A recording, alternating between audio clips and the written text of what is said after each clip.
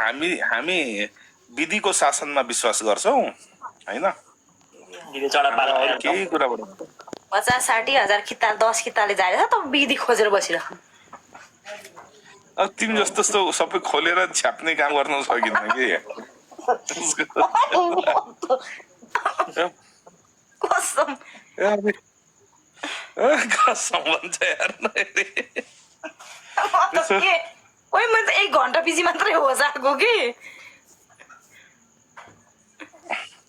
आज नाम भनिदियो भने जेनिस हाउसको घर पुगिहाल्छ आज त। दिपेन्द्र राईको आज मात्रै 12-15 करोड जतिले चाहिँ घट्यो होला। मेरो त कहाँ घटेछ, मेरो 10 किता हो। तर जो खेलाडीसँग 12 लाख किता छ त्यसको चाहिँ 90 करोड घट्यो। सायद घट्यो होला। सोच्नु 700 रुपियाँ कतिमा क्लोज भयो आज? आज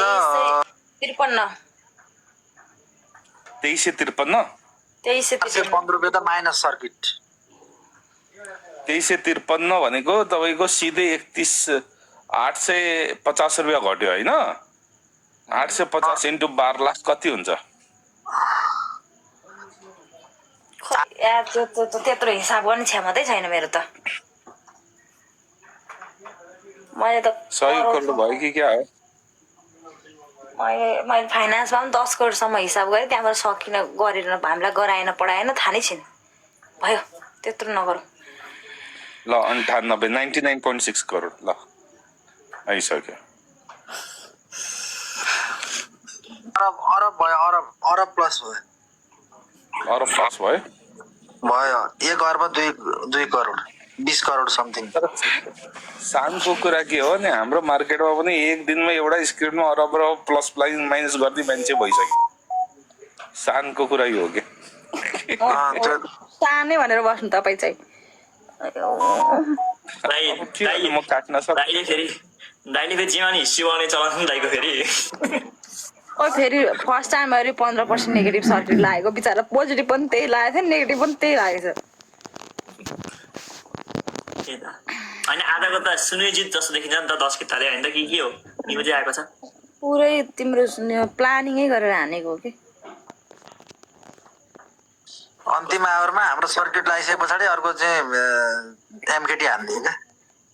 एमकेटी हान्ने होइन, यतापट्टि बाई बसेर अनि एमकेटी हान्ने हो त्यो होला। खोइ के हो के बुझ्दिनँ म। उसले पहिला बाई राख्यो अनि फेरि एमकेटी हान्यो।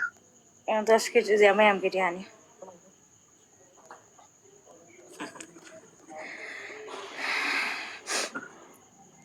मिलेर गरिएको त्यो मिलेर गरिएको। बाहिर पनि त्यही मात्रै बसिछ है, अरू बसिन।